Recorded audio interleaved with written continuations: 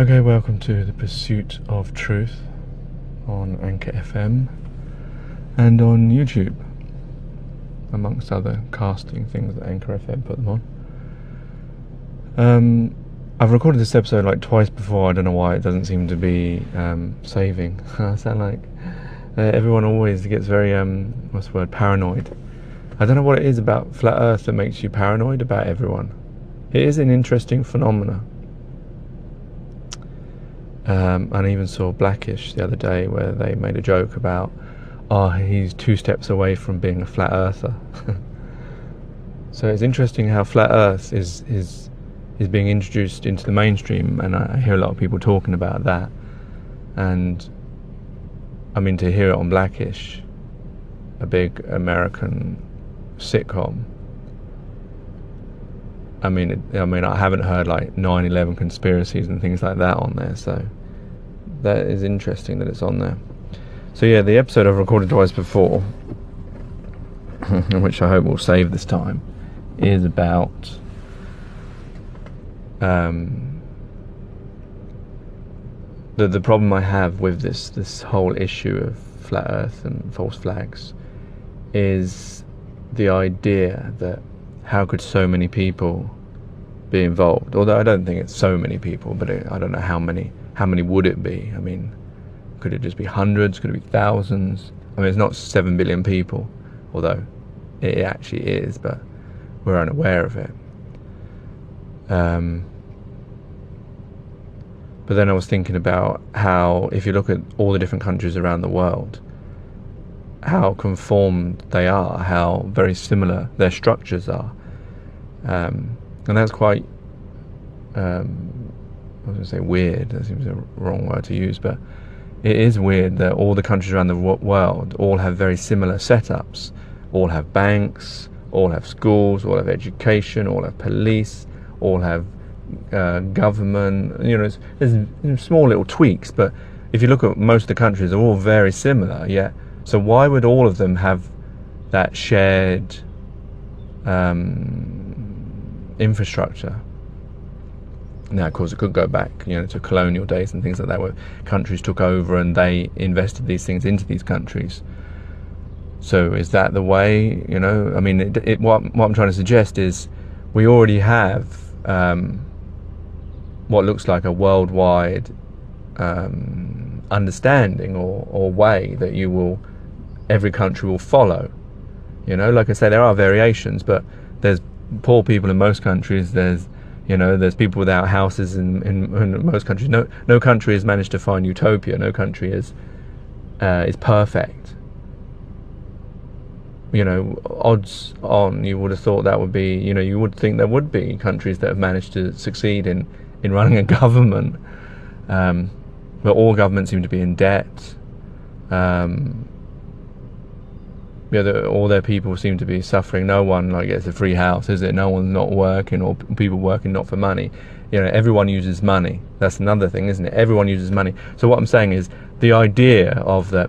How could all these countries stick to what they believe? That if the Earth is flat, why would they all stick to that belief? But then they stick to so many other beliefs that are not their own. Like money.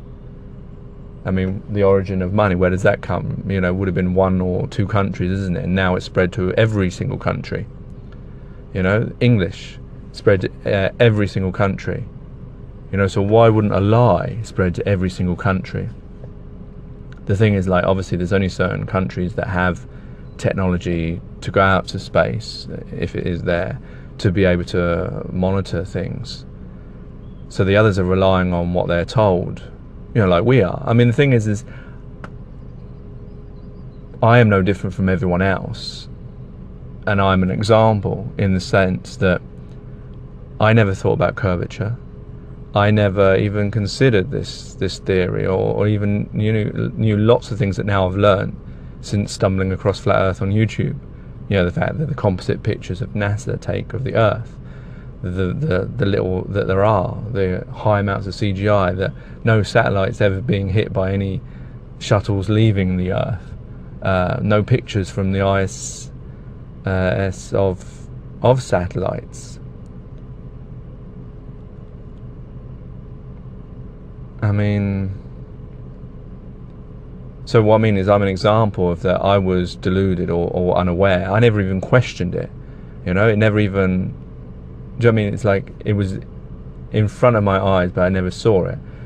And the thing is, you I don't know if this was in the last one or I was saying it in the one that didn't get recorded. I think I'm forgetting now which bits I actually said, but I remember mentioning something about a lie. You know, you believe, if two people come up to you, the first person that tells you something, you believe that person, and the second person comes up and tells you a contradictory story to that, you question it, you don't believe in it, even though the second person could actually be telling the truth. I mean, you could actually do an example of that by trying that out, and then you'll see how we work, how we're conditioned to work. So that's a very important part of maybe this lie, in the sense that we believe the first thing we're taught. So if we're all taught around the world from birth that the earth is round without ever seeing any evidence, then obviously that's what we stick with. That's, you know, then anything that comes after that we challenge.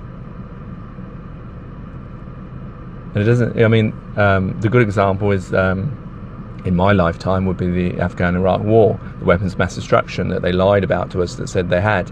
And now, years after when the war finished, Kofi Annan, the UN secretary, who said nothing when he was in office, afterwards said, yes, it was an illegal war. And he's not the only one. You know, everyone knows that they never found any weapons of mass destruction. So that's proof of, you know, you can be lied to, and millions, I mean, I know millions of people like me didn't believe in it, but there were billions that did believe in it, didn't even question it. So there goes to show you, there's an example of how you can be lied to in plain sight, to your face, by the people that you're meant to trust.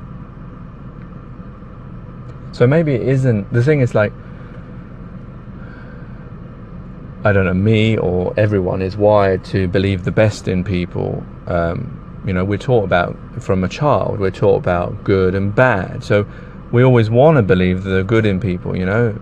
Why is it that if I'm told, people, maybe it's also the implausibility of it as well, that's the aspect, you know, that how come North Korea aren't, you know, standing up on saying, the earth is flat, America are lying to you, or the Middle East, or you know, whoever the enemies of the West, so-called enemies of the West are, why are they not all, you know, shouting out about it? Is it because they don't know, like me, when I didn't know? I mean, just because they're a president, it doesn't mean that they're more, you know, these things you don't even consider. I never even considered it. It's only when it's put in front of you that, and if you've got an open mind, that you will start considering that. But that is the key issue. And then I know, like, if you watch Beyond the Imaginary Curve, Dale will often mention the aspect of the it doesn't, these things don't matter. What matters is what you actually can observe yourself. And yeah, I agree with that. That does. It's strange how my conditioning is that I should override my own senses over organisations that I have should have no trust in, because I know they lie to me. The things I've been brought up in school, I've been brought up in college, I've been brought up in university, I've been brought up in all these different institutions, by the BBC, by ITV, by Sky News, you know, by CBS, by Fox, by Paramount. Over my entire life, I've seen so many things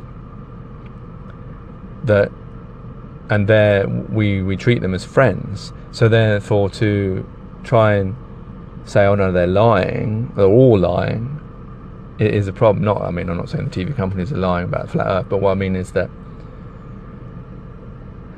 it is strange how we will find, it's implausible, you know, like my argument will be, no, it's implausible that all these people could keep this secret,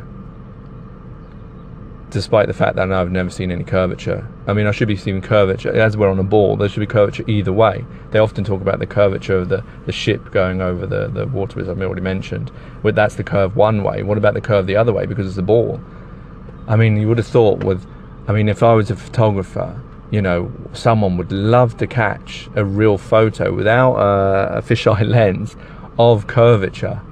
I mean, that would make a brilliant photo, wouldn't it? But I've never seen one, and all the stuff I've seen I know is with fisheye lens, I can tell. And people, it's interesting that people say, no, I've seen the curvature because see it on the when that man jumped the Red Bull thing and whatever, and you can see the lens because the lens is going either way. The Earth at one point is the wrong curve way.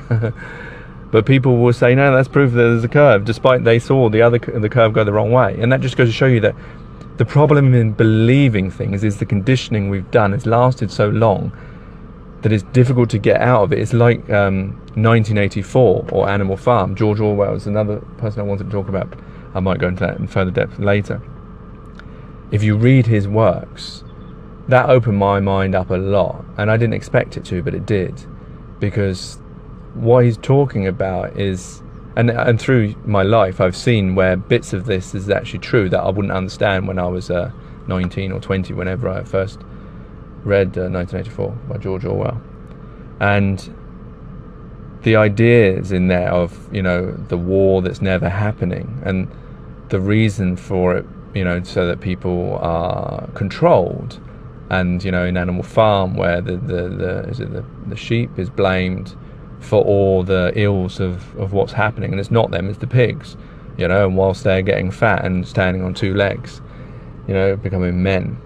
So they're allegories of our society. And I don't know if George Orwell was very clever. I mean, I know people will say, oh yeah, he was talking about the Russians, but I don't think these books are limited to what was happening in Russia. I think you can look at 1984, you can look at Animal Farm, and you can see it in Britain, you can see it in America, you can see it in most countries around the world, elements of those things. And I think that illuminates, if you read that, you can understand how these things can be done.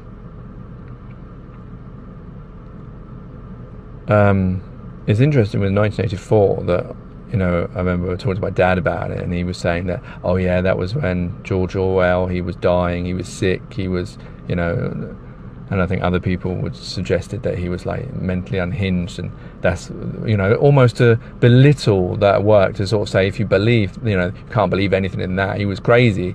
No, was he crazy, or was he actually just knew he was dying and thought he would hide the truth, or tell the truth in hidden sight?